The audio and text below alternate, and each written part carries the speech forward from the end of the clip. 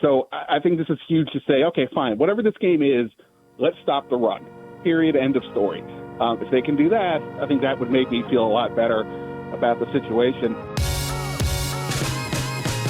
Ben Standig is the Commanders beat reporter for The Athletic, and he joins us now. Ben, how are you, sir? Craig, I'm doing great. Thanks for having me. It is, I don't know what it's doing over there, but it was legit snowing coming home from Ashburn, which is both pretty, and hopefully if we get this kind of snow over the weekend, that'll be fine. The 7 inches, pass. Yeah, no, I mean, for you guys, too, if you get, they got the plane travel, like, you got to get out there, but you also got to get home, Ben. Like, there's a lot going on, important football coverage to be had. You can't be getting stuck there at DFW. I mean, I know it's big enough to house, a small village, but that doesn't mean that you should actually have to live at the airport in Dallas over the weekend. Yeah, no, it's a hard pass, but, fingers crossed this, we got to do what we got to do as long as we, get back at some point, but hopefully we'll get back Sunday night or Monday. Indeed. By the way, just to clear something up before we get into all the questions with Ben, there have been some rumors, I think some people were pushing on social media that the Commanders might stay in Dallas and then go straight to LA if that's the matchup. That's not happening. I've confirmed that because you have to plan those things in much advance, and obviously we don't even know if the Commanders are going to play the Rams. So if anybody's heard that, that's incorrect. The Commanders will be coming home after the game, assuming that the weather doesn't affect their flight on Sunday night, and then be spending the week in Ashburn before they head out to their eventual playoff matchup. Now, we know that game in Ashburn, Ben, or that game in Dallas, I should say, is not going to have Marshon Lattimore, and Joe Witt told us yesterday there'll be some kind of rotation. What more do we know about Marshon Lattimore's injury and where we stand heading into the playoffs with it, and what the plan is in any more detail that we have ascertained to actually replace him? Yeah, I mean, Dan Quinn today, he said, hey, he's trending in the right direction. He's, sounded optimistic. But, this is such a, I don't want to go to the past with things like the Curtis Samuel injury or other times just in any sport where you hear hope for a player returning and then they don't. We obviously have had Marshon Lattimore a very small amount of time here in terms of just like looking at him and them playing for them. He's only played just under 2 games, missed a bunch before the injury. Now he's missed a couple games after the injury. So certainly we don't have enough of our track record to say, don't worry, he'll be out there. But, it's smart for them to, anybody who's borderline injured or actually really hurt should not be playing in this game. This is, sure, getting the 6th seed would be cool. But, getting everybody healthy in the playoffs is much more important. And, Lattimore missed last week, so, it's fair that he would be out this week.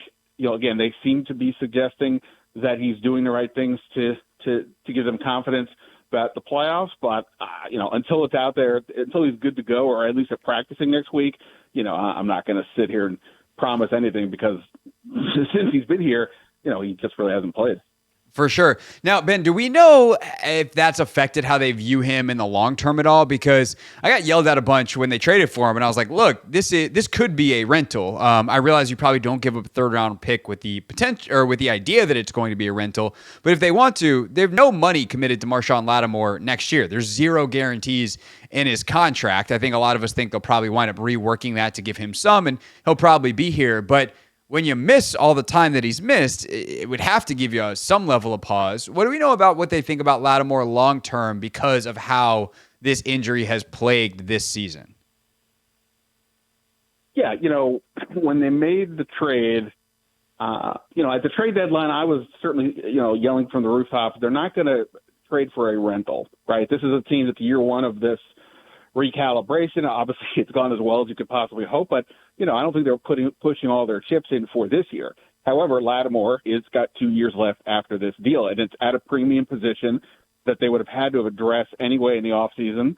And now it's at least a set cost. Maybe they renegotiate the deal or restructure it to make it more cap friendly or whatever. But they have a guy there, so I would be pretty surprised if they're viewing him as anything different than what they had. The only question would be, what's going on here with this injury? Is he putting in the work? I believe that he is. Is there something here they're concerned about that this is a long-term issue that he's never really going to get past it? Maybe there's something with that because obviously it has been, for him pretty much most of the season at this point. So I think if those are the things, probably more on like the medical side, like I would guess. But I don't have any real sense that they're viewing him as anything other than being part of what they're building for next year. Like I said, if he's today, if at this point I understand, but if he's good to go for next year, whatever that means for him, rehab, rest, training, whatever, then they have a Pro Bowl player at a very important position that, as we know, without him, is very suspect, and that would be a huge deal to have that. So obviously, it'd be huge to have him on playoff weekend when you're possibly going up against Mike Evans, Puka Nacua, or AJ Brown. So that would be huge, but hopefully that's sitting him this week gets him closer for that to happen.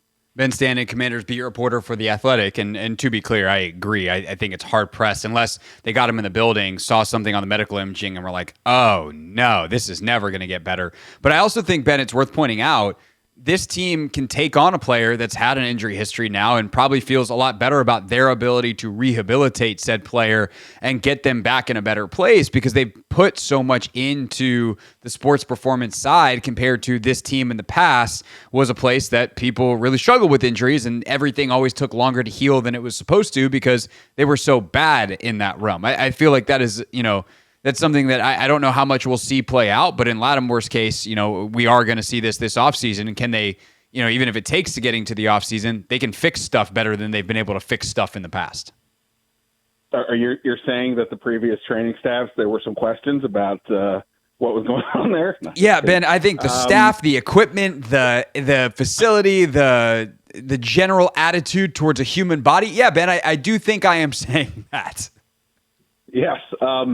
Yeah, no, for sure. I mean, look, it is so funny how if this exact same thing had happened with Lattimore, but it happened at any of the other previous, the Rivera era, Gruden, Shanahan, whatever, this would be viewed so much differently, right? Understandably, right? I mean, this is not obviously a great outcome so far. Hopefully, if he's able to go in the playoffs and performs as expected, then for this year at least, it'll be worth its while. But yeah, I mean, any other year, you're like, really?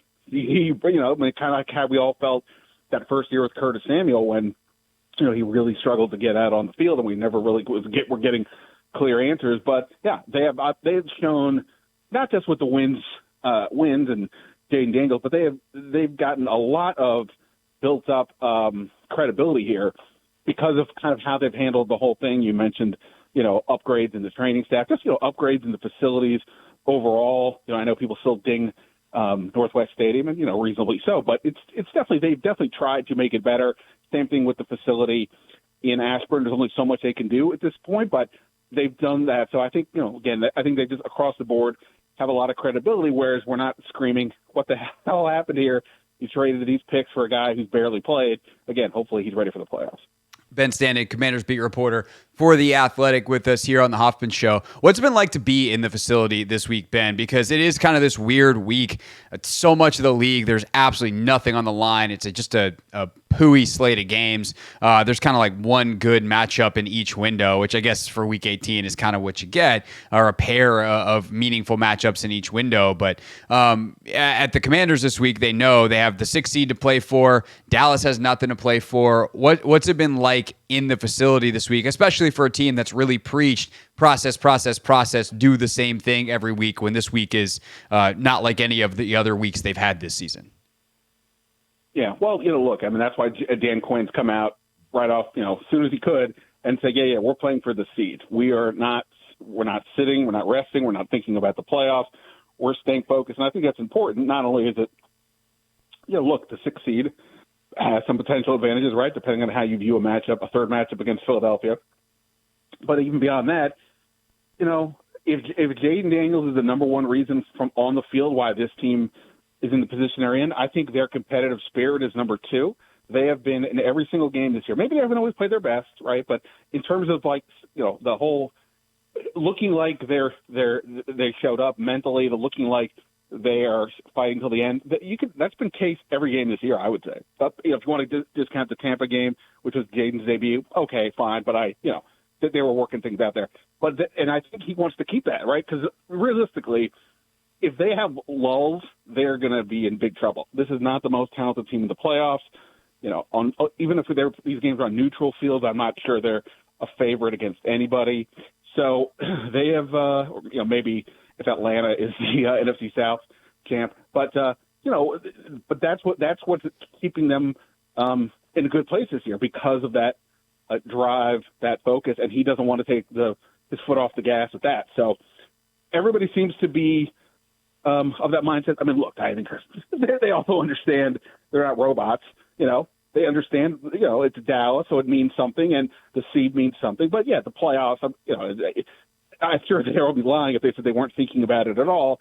Probably, I guess, on some good level, because they have no idea who they're playing, you can't just sit there and go, oh, we're going to play the Rams. I can't wait to do, X, Y, or Z.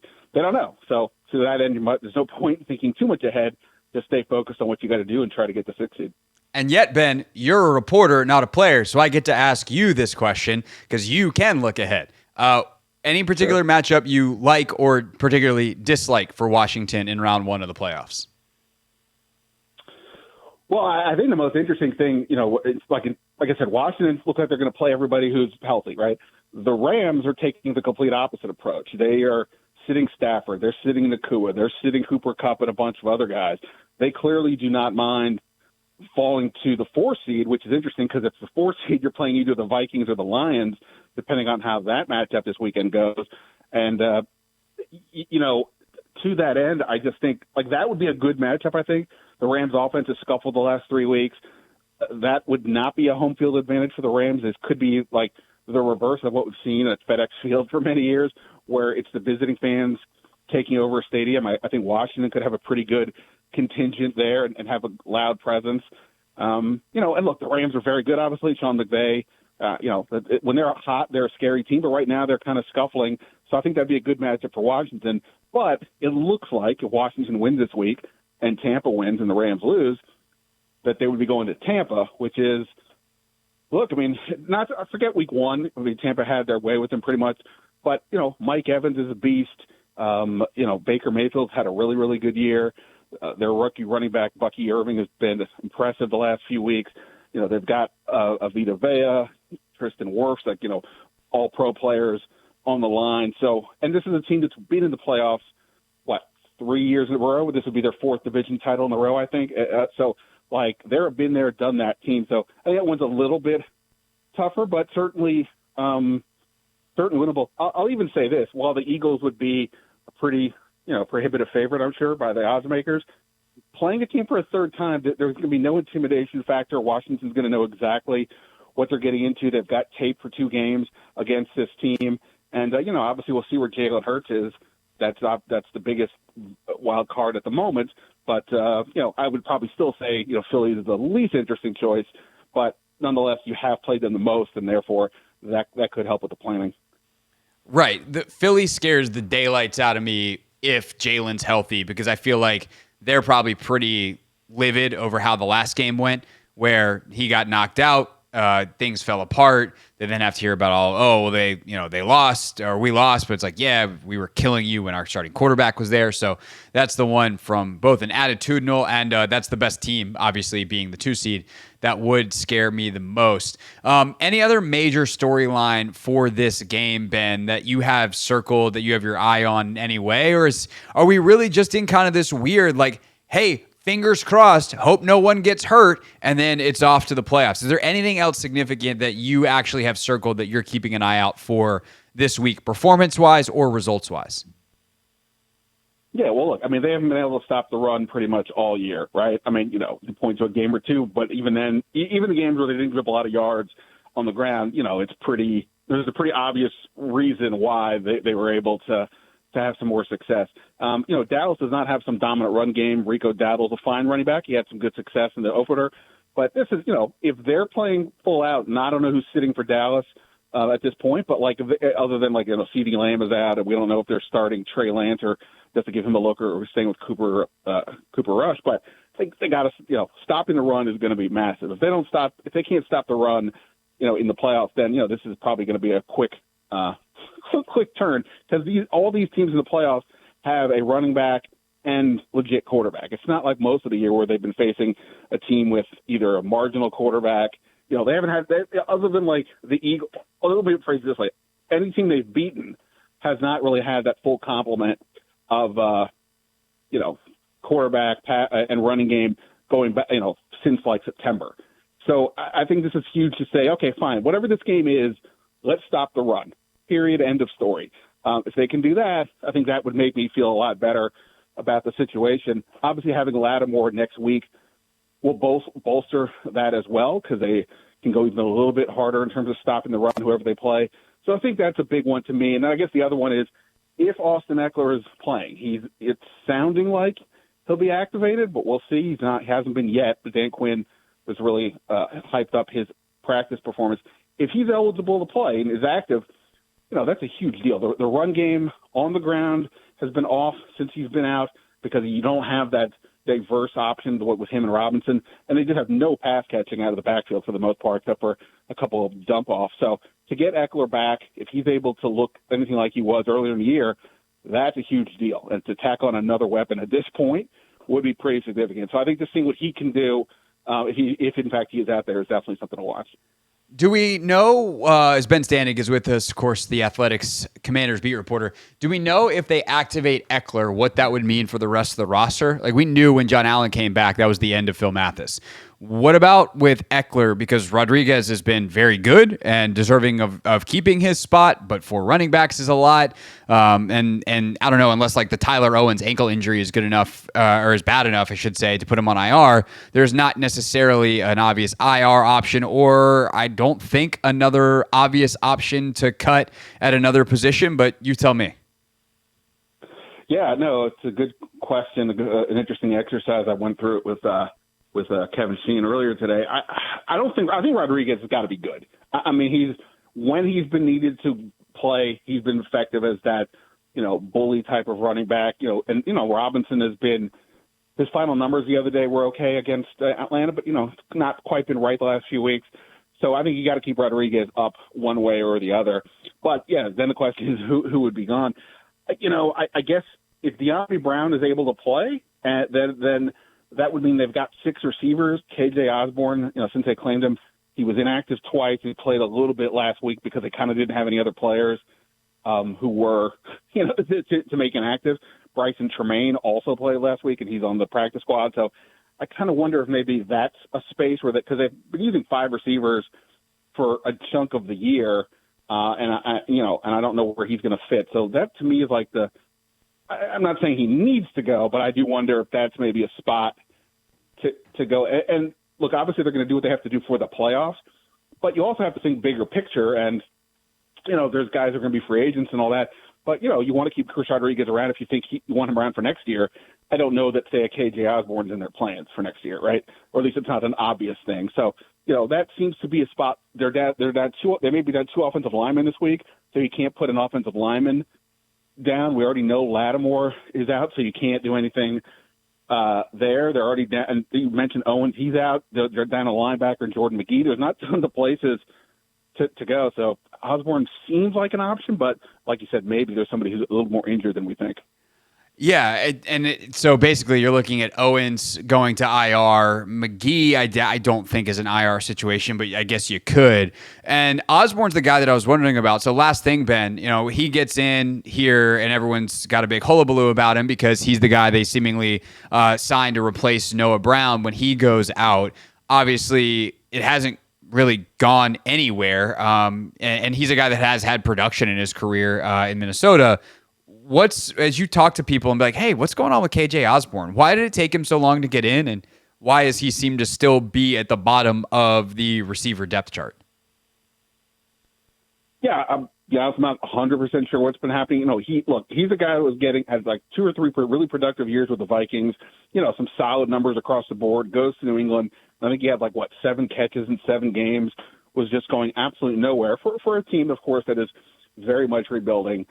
So it just doesn't feel like maybe he's just quite gotten the rhythm back that he had a couple of years ago with the Vikings. But, for this team's perspective, we all know they're going to have to upgrade the receiver room next offseason. But between McLaurin, Olamide Zaccheaus, who's been, production monster the last couple of weeks, Jamison Crowder has obviously been very helpful. De'Ami Brown, they like him as a speed threat and blocker out there. And then, Luke McCaffrey's got the versatility to play across the formation.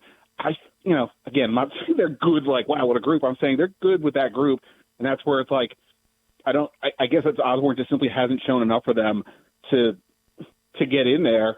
And again, I think the fact that Bryson Tremaine was up last week to me is interesting because he can help on special teams to boot, Right. and he probably can do so more than Osborn would be my guess. So if they actually did need a sixth receiver, he would make a lot of sense, not to mention he does offer that size and just throw it to him. But, I don't know that he's done anything wrong, but it just hasn't been enough, whatever he's been showing to them, to say we got to put him in over these other guys we've had all year who've been, helpful whenever we've called their name. For sure. And I think, watching him when I went back and watched, in hindsight, way too much tape of him because he's barely played. But I was just like, this dude's physical. He's not very dynamic. He doesn't stretch the field at all. And so I guess he'll do a lot of the blocking, dirty work that Noah Brown did really well. And then when you watch a guy like Tremaine do just as good of a job of it, it's like, well, at that point, what's the point? So I guess that it kind of does make sense. But we'll find out tomorrow. I'm sure as soon as the news happens, Ben will be posting it on all his social media platforms. And he'll, of course, be writing about everything Commanders for The Athletic. Just go to theathletic.com or download their app to read his work. Ben, always appreciate it, sir. Safe travels. Hope there's no delays and no shenanigans with the weather for you. And we'll talk to you as we head towards the playoffs. Look forward to it, man. See you. Have a good weekend. You as well. Ben Standig with us here on the Hoffman Show.